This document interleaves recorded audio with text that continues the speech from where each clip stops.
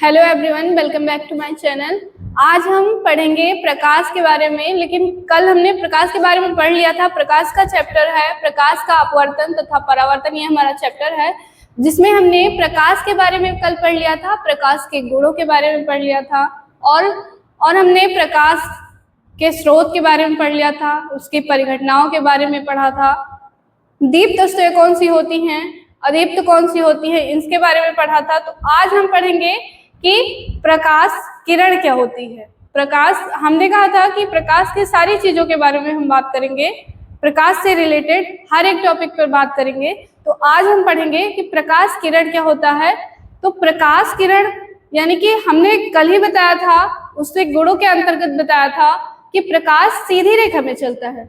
तो प्रकाश जिस सीधी रेखा में चलता है, जिस सीधी रेखा में गमन करता है, वो हमारा क्या होता है, प्रकाश किरण होता है। तो इसको हम लिख लेंगे, फिर अच्छे से समझेंगे।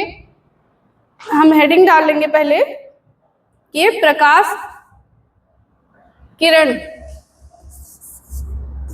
प्रकाश किरण क्या होता है। आज का हमारा यही टॉपिक है, प्रकाश किरण।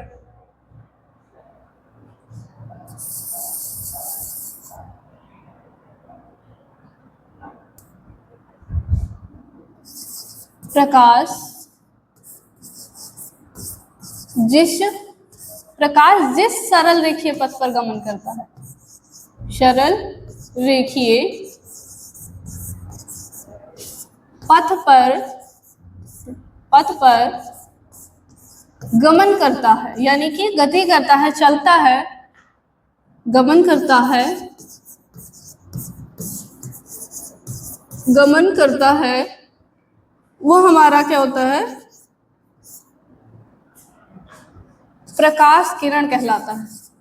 प्रकाश किरण कहलाता है।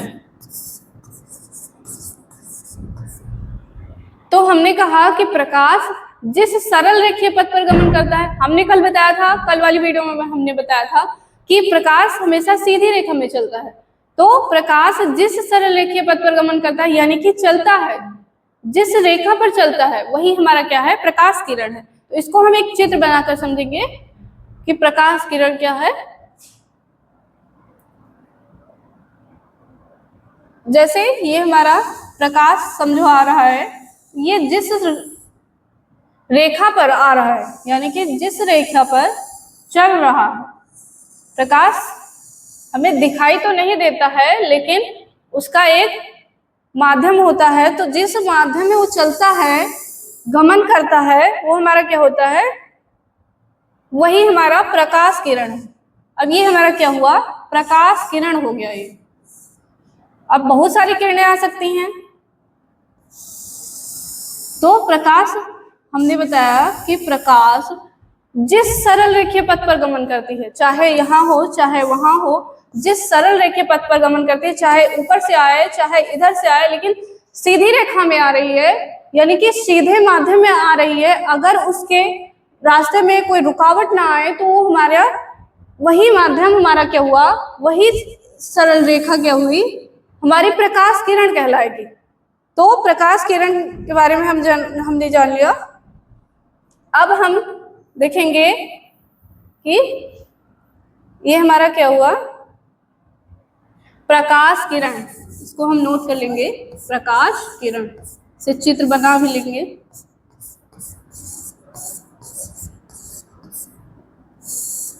प्रकाश किरण हो गया।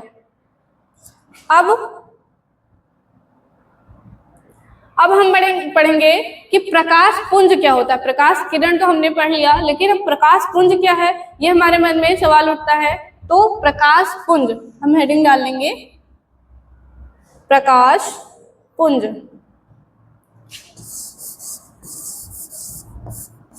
प्रकाश पुंज, प्रकाश पुंज क्या है आखिर। अब हम सोच रहे हैं कि प्रकाश पुंज क्या है। तो प्रकाश पुंज के बारे में हम पढ़ेंगे। तो प्रकाश किरण, प्रकाश किरण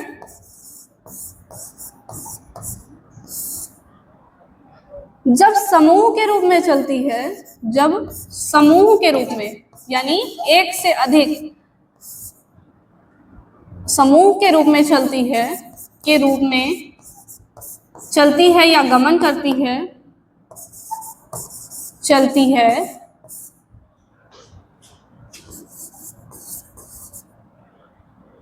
तो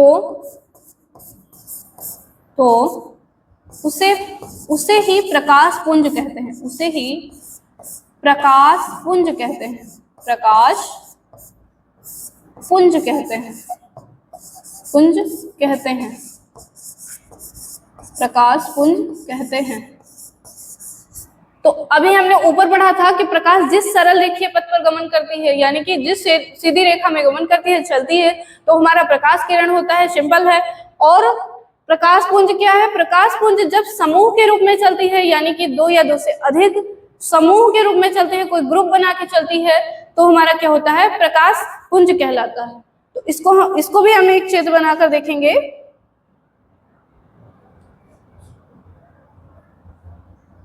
जैसे ये कोई माध्यम हुआ हमारा,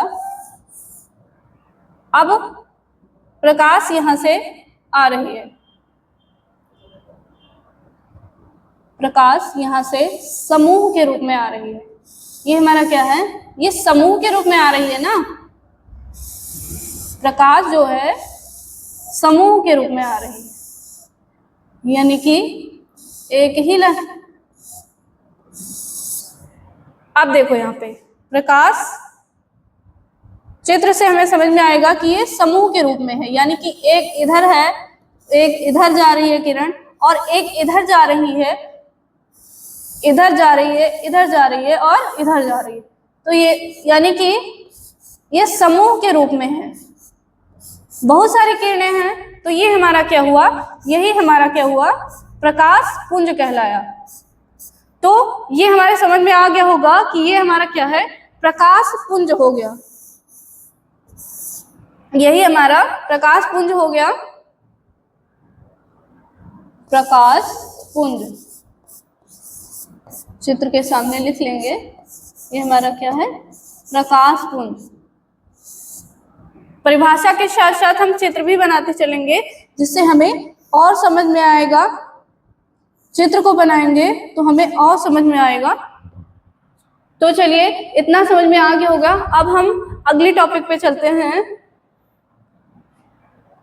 हमारा अगला टॉपिक है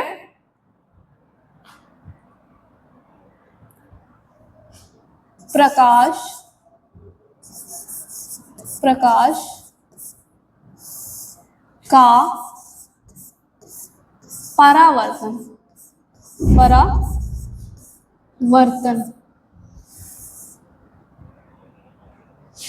प्रकाश का परावर्तन। तो रिफ्लेक्शन ऑफ लाइट, ये क्या होता है, इसके बारे में पढ़ेंगे। पहले हम लिख लेंगे, इसकी परिभाषा एक लिख लेंगे, फिर हम समझेंगे कि प्रकाश का परावर्तन क्या होता है। तो प्रकाश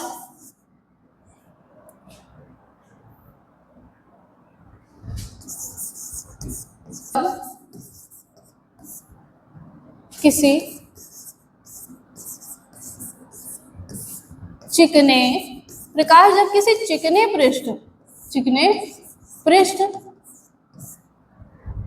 पृष्ठ से टकरा कर वापस उसी माध्यम में लौट जाता है, उसी माध्यम में लौट जाता है, माध्यम में लौट जाता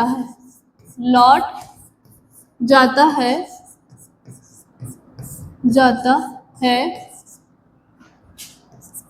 प्रकाश जब किसी चिकने पृष्ठ से टकराकर वापस उसी माध्यम में लौट जाता है, तो हमारा क्या होता है? प्रकाश का परावर्तन कहलाता है, प्रकाश का परावर्तन कहलाता है, प्रकाश का परावर्तन कहलाता है। कहलाता है। तो हमें इस परिभाषा से ही समझ में आ रहा है कि प्रकाश किसी चिकने पृष्ठ से, कोई भी पृष्ठ है जिससे प्रकाश आ रही है और टकराकर वापस उसी माध्यम में लौट जा रही है, यानी कि उसी माध्यम में दूसरे माध्यम में प्रवेश नहीं कर रही है, जिस माध्यम में है उसी माध्यम से वापस लौट जा रही है, तो वो हमारा क्या हुआ, प्रकाश का परावर्तन कहलाया। यानी कि प्रकाश आ रही है और परावर्तित हो रही है, तो हमारा क्या हुआ, प्रकाश का परावर्तित कहलाया। अब हम एक चित्र बनाकर अच्छे से समझेंगे कि प्रकाश का परावर्तन क्या है। तो एक चित्र बनाएंगे हम, जैसे ये हमारा कोई माध्यम हो गया, ये हमारा कोई माध्यम हो गया, जैसे वायु, जल या कुछ भी, तो ये हमारा माध्यम हो गया। तो इसको हम दर्पण मान लेंगे, ठीक है, दर्पण। तो प्रकाश, अब प्रकाश की किरण आ रही है, तो ये प्रकाश की किरण जो है वो आ रही है और आने के बाद यहाँ पर टकरा रही है, किसी पृष्ठ से टकरा रही है, और टकराने के पश्चात वो वापस उसी माध्यम में लौट जाती है, यानी कि इस माध्यम में नहीं आई, इसी माध्यम में वापस लौट गई। तो ये हमारा क्या हुआ, वापस उसी माध्यम में लौट गई, यानी प्रकाश आई, तो ये हमारा क्या हुआ, ये हमारा हुआ आपतित किरण। इसको हम क्या कहेंगे, आपतित किरण, आपतित किरण, आपतित किरण। अब वापस टकराने के बाद ये क्या है, वापस लौट जा रही है, उसी माध्यम में लौट जा रही है, तो ये हमारा क्या हुआ, ये हमारा परावर्तित किरण हो गया। और ये इसको हम अभिलंब मान लेंगे एक, ये हमारा क्या हुआ, अभिलंब है, जो कि बीचों बीच में है। तो अब आपतित किरण और अभिलंब के बीच एक कोण बनेगा, और परावर्तित किरण और अभिलंब के बीच में एक कोण बनेगा। तो इसको हम क्या कहेंगे, इसको हम कहेंगे, ये हमारा हो गया आपतित किरण, यानी कि आपतन कोण, आपतन कोण हो गया, आपतन कोण हो गया। और ये हमारा क्या हुआ, अभिलंब और परावर्तित किरण के बीच, यानी कि परावर्तन कोण, परावर्तन कोण, परावर्तन कोण हो गया। और ये जो किरण आ रही है ये हमारी क्या है, हमने बताया अभी कि ये आपतित किरण है, और ये किरण जो टकरा कर वापस उसी माध्यम में जा रही है वो हमारी क्या हुई, परावर्तित किरण हो गई, परावर्तित किरण, हाँ परावर्तित किरण कहलाई। और ये हमारा क्या हुआ, ये जो है ये हमारा क्या हुआ, ये हमारा अभिलंब हो गया, ये क्या हुआ, अभिलंब। तो ये हमारा अभिलंब हो गया। तो हमने बताया कि आपतित किरण, जो किरण आ रही है उसको हम आपतित किरण कहेंगे, और जो टकराने के पश्चात वापस उसी माध्यम में जा रही है, वापस उसी माध्यम में जा रही है, दूसरे माध्यम में नहीं जा रही है, यानी कि अपवर्तित नहीं हो रही है, उसी माध्यम में वापस जा रही है, तो इसको हम कहेंगे परावर्तित किरण। और हमने बताया कि अभिलंब और आपतित किरण के बीच बना कोण आपतन कोण कहलाएगा, और परावर्तित किरण और अभिलंब के बीच बना कोण परावर्तन कोण कहलाएगा। तो इसके लिए हम दर्पण का यूज करते हैं, ये परावर्तन दिखाने के लिए हम क्या करते हैं, दर्पण का यूज करते हैं, दर्पण का यूज करते हैं। इसका एक सूत्र होता है, उसको हमें याद रखना है, 1/f बराबर 1/u प्लस 1/v। तो ये हमारा क्या हुआ, ये हमारा हुआ दर्पण का सूत्र। इसको हम याद रखेंगे आगे हम न्यूमेरिकल्स लगाएंगे तो उसमें हमें इस सूत्र का काम होगा। तो अब हम, हाँ, अब ये हमें समझ में आ गया होगा। वैसे प्रकाश जिस किसी चिकने पृष्ठ से टकराकर वापस उसी माध्यम में लौट जाती है, यानी कि टकराने के पश्चात परावर्तित हो जाती है, उस दूसरे माध्यम में नहीं जाती है, दूसरे माध्यम में प्रवेश नहीं करती है, तो हमारा क्या हुआ, प्रकाश का परावर्तन कहलाया। तो अब इसके हम नियम पढ़ेंगे कि प्रकाश के परावर्तन के नियम कौन कौन से होते हैं, उसके बारे में हम पढ़ेंगे।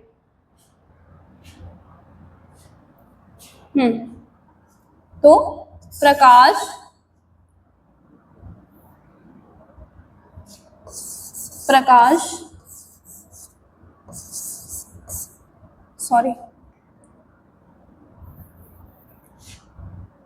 परावर्तन के नियम डालना है।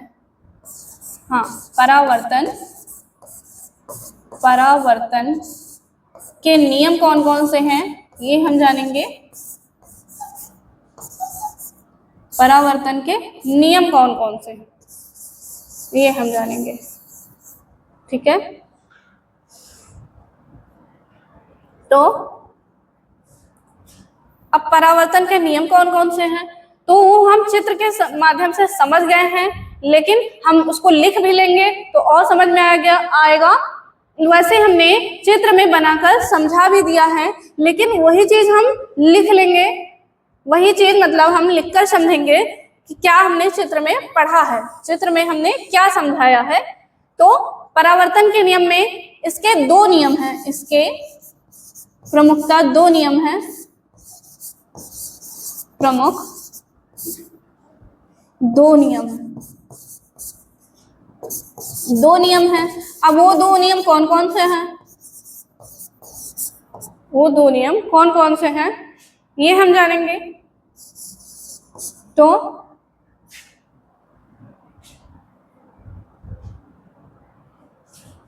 तो पहला है हमारा कि आपतित किरण, चित्र को देखकर लिखो, आपतित किरण,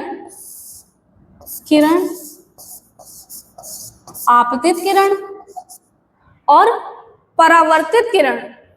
आपतित किरण हमने बताया, आपतित किरण और परावर्तित किरण। अब परावर्तित किरण,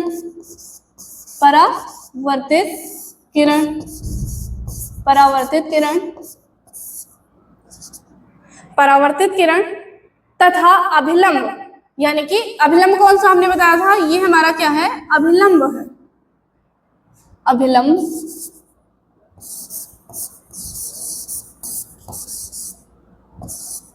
अभिलंब, आपतित किरण, परावर्तित किरण तथा अभिलंब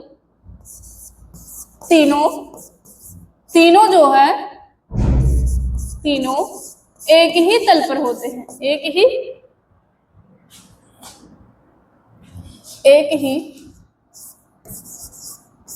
तल पर होते हैं। तो हमने बताया कि आपतित किरण और परावर्तित किरण और अभिलंब तीनों एक ही तल पर होते हैं, यानी कि एक ही तल पर है। हम चित्र में देख रहे हैं कि एक ही तल पर नहीं है, जैसे हमारी प्रकाश की किरण आई और यहाँ पर टकराई और टकराने के पश्चात यहीं से वो परावर्तित हो रही है, तो ये हमारा क्या हुआ, आपतित किरण और परावर्तित किरण और अभिलंब। तो ये हमारा तीनों क्या है, एक ही तल पर है। अब दूसरा क्या है, दूसरा नियम भी देखेंगे।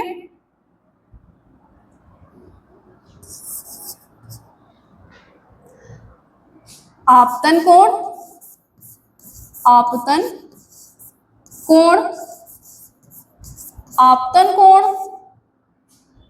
तथा परावर्तन कोण, आपतन कोण तथा परावर्तन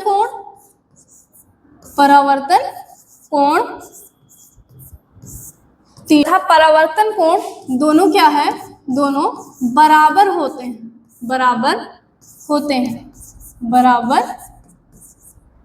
हैं।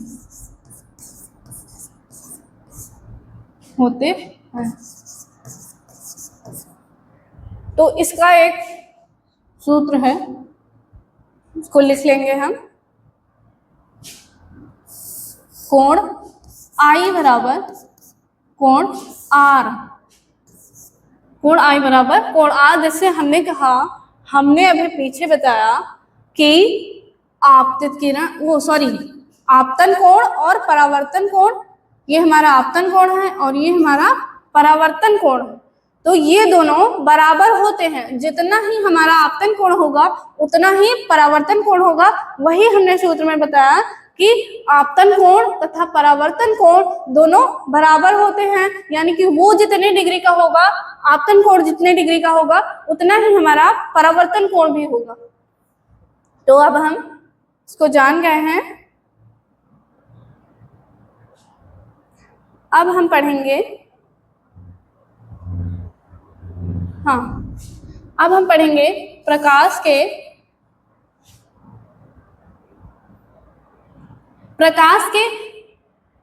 का परावर्तन हमने पढ़ लिया। अब हम प्रकाश के अपवर्तन के बारे में पढ़ेंगे कि प्रकाश का अपवर्तन क्या होता है। तो एक एक टॉपिक हम पढ़ते चलेंगे और समझते चलेंगे, साथ साथ लिखते भी चलेंगे। प्रकाश का अपवर्तन क्या है? अपवर्तन, ये सारी हमारी। तो प्रकाश का अपवर्तन, अब प्रकाश का अपवर्तन क्या है इसके बारे में हम जानेंगे। तो इसके लिए हम एक परिभाषा लिख लेते हैं, फिर हम चित्र बनाकर अच्छे से समझेंगे। तो पहले हम एक, प्रकाश जब एक माध्यम से प्रकाश जब एक माध्यम से दूसरे माध्यम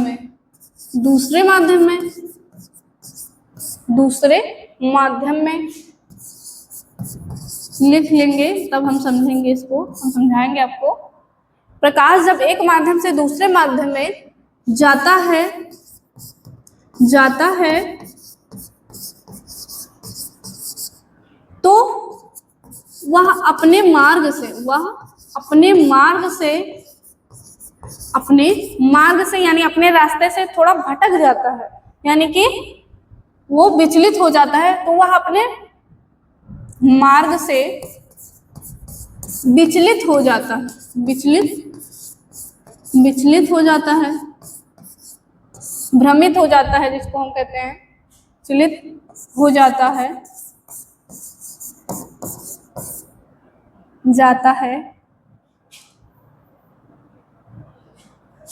विचलित हो जाता है। तो ये हमारा क्या है? यही हमारा प्रकाश का अपवर्तन है, प्रकाश का अपवर्तन कहलाता है। प्रकाश का अपवर्तन कहलाता है।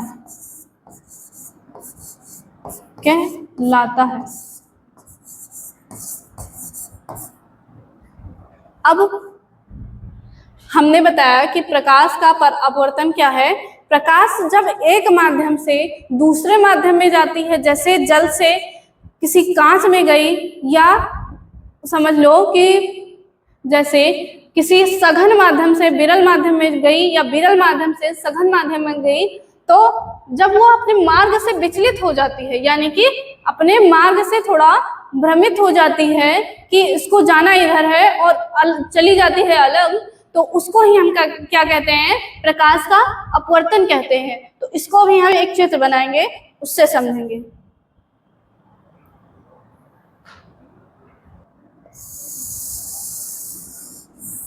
तो हमने बताया कि हमारा कोई माध्यम है जिस पर कलई ना किया गया हो, अर्थात पेंट ना किया गया हो।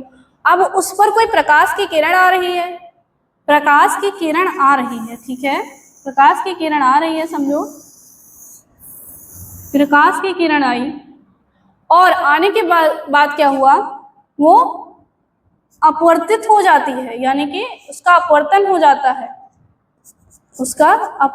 जाता है। और ये क्या हुआ हमारा? ये हमारा हुआ अभिलंब। ये क्या हुआ? हमारा अभिलंब हो गया। ये हमारा क्या हुआ? ये हमारा अभिलंब है। और ये हमारा क्या है, आपतित किरण, यानी कि जो किरण आ रही है वो हमारा क्या है, आपतित किरण है। और ये हमारा क्या है, अभिलंब है। ये हमारा क्या है, अभिलंब है। और ये हमारा माध्यम है, माध्यम है। अब ये इसको हम कहेंगे, इसको हम मान लेते हैं विरल माध्यम, विरल माध्यम, विरल माध्यम, माध्यम। और इसको हम मान लेंगे सघन माध्यम, सघन माध्यम, सघन माध्यम। तो अब कोई प्रकाश की किरण, हमने बताया कि एक माध्यम से दूसरे माध्यम, वही हमने कहा कि विरल माध्यम है, ऊपर विरल माध्यम है और नीचे सघन माध्यम है। तो कोई प्रकाश की किरण आ रही है, विरल माध्यम जैसे समझ लो कि हमारा वायु हो गया, वायु हो गया,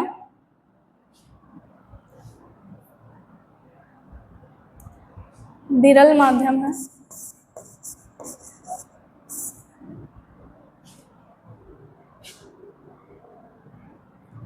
विरल माध्यम।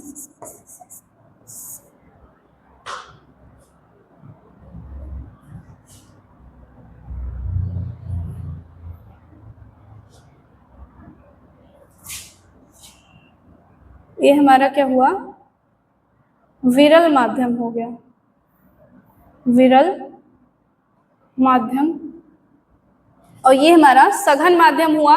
तो ये हमारी प्रकाश की किरण आ रही है, तो ये हमारा क्या हुआ, आपतित किरण इसको हम कहेंगे।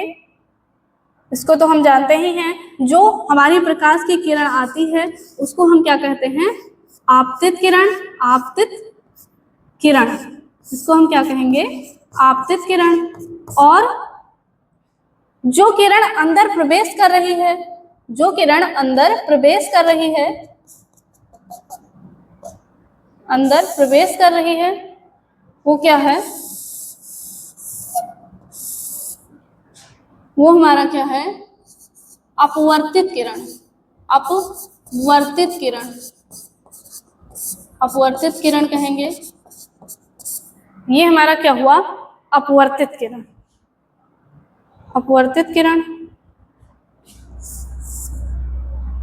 तो अब इसके और इसके बीच एक कोण बन रहा है, और इसके और इसके बीच कोण बन रहा है।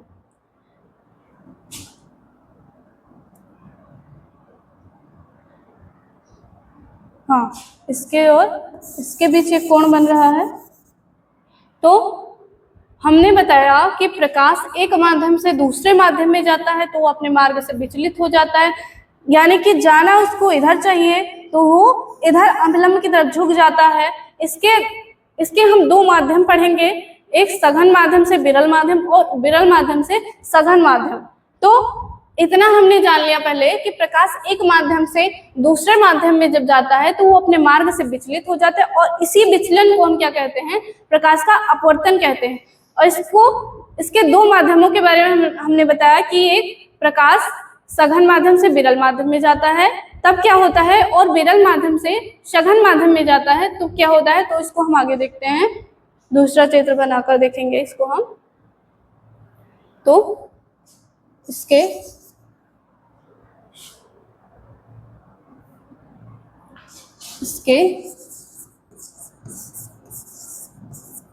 दो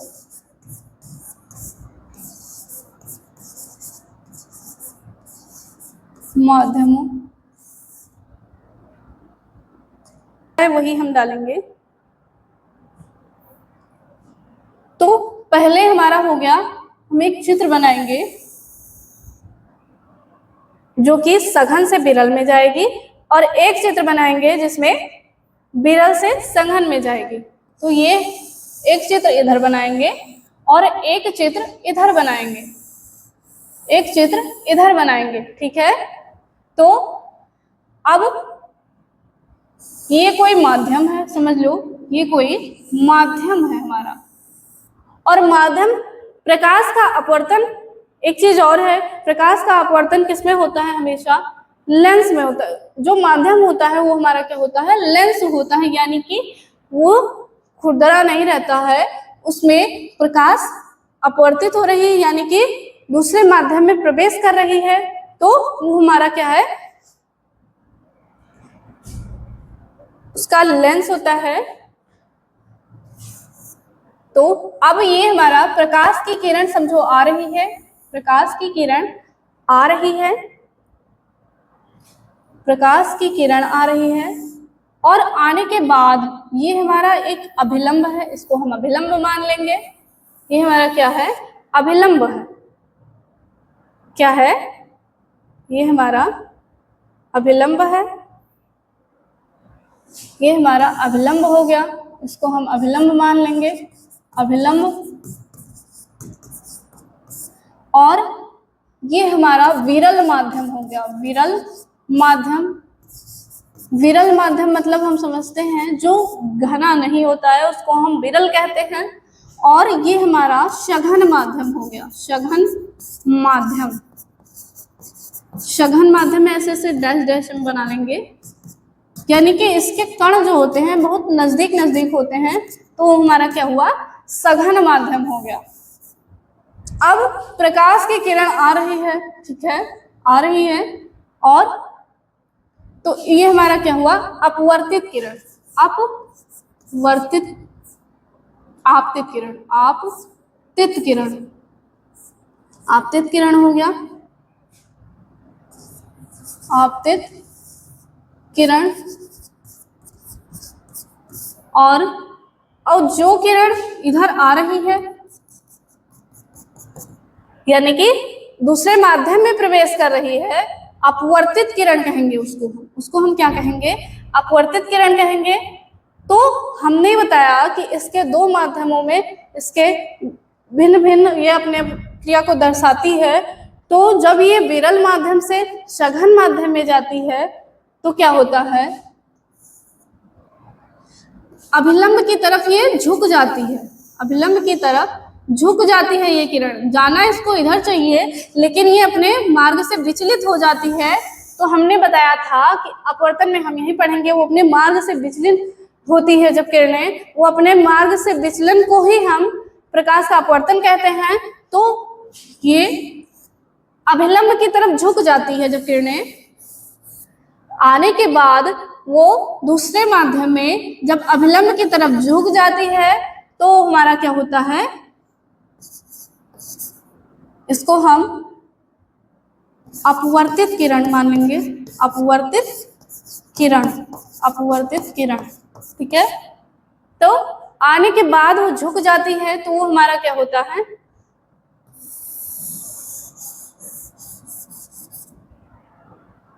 हाँ।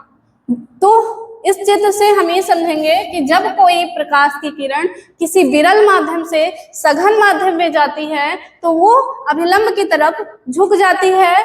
और दूसरा चित्र हमने बनाया था कि जब कोई प्रकाश की किरण समझो आ रही है, प्रकाश की किरण आ रही है,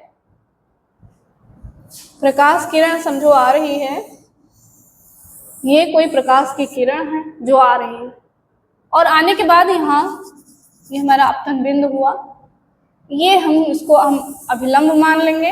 ये हमारा क्या हुआ, अभिलंब हुआ। जैसे इधर हमने ये अभिलंब माना था, तो अब इसमें हमने कहा था कि विरल माध्यम और ये सघन माध्यम। अब इधर क्या है हमारा, ये सघन माध्यम है, इसको हम सघन माध्यम मानेंगे, सघन माध्यम, और इसको विरल माध्यम, विरल माध्यम, विरल माध्यम।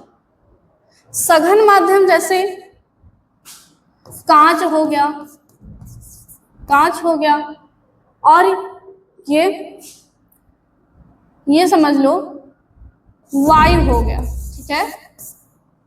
और इसको हम वायु मान लेंगे और इसको क्या मानेंगे, सघन माध्यम में इसको हम कांच मान लेंगे।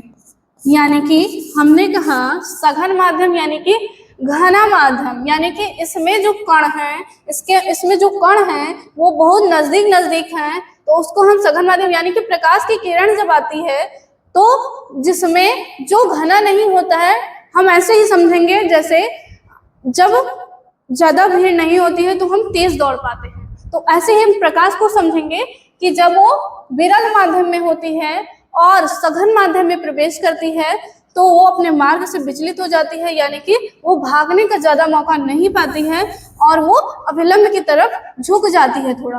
और इसमें क्या होता है, इसमें होता है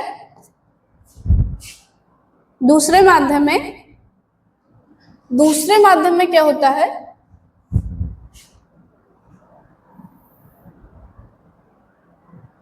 दूसरे माध्यम में होता है जैसे ये हमारा अभिलंब हुआ, हमने बताया अभी, और ये हमारी प्रकाश की किरण आ रही है, ठीक है, आ रही है, इस पे आना चाहिए प्रकाश किरण को, लेकिन ये अभिलंब से दूर भाग रही है, यानी ये इधर जा रही है प्रकाश की किरण।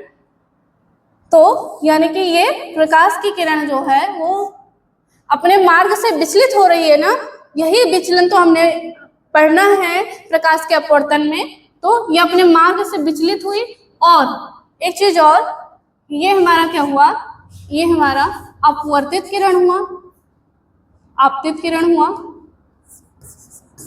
आपतित किरण, और ये अपवर्तित किरण,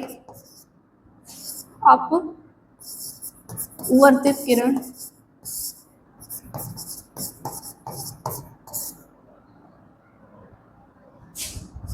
और आपतित किरण और अभिलंब के बीच ये हमारा क्या है, ये हमारा अभिलंब है, तो इसको हम कहेंगे आपतन कोण,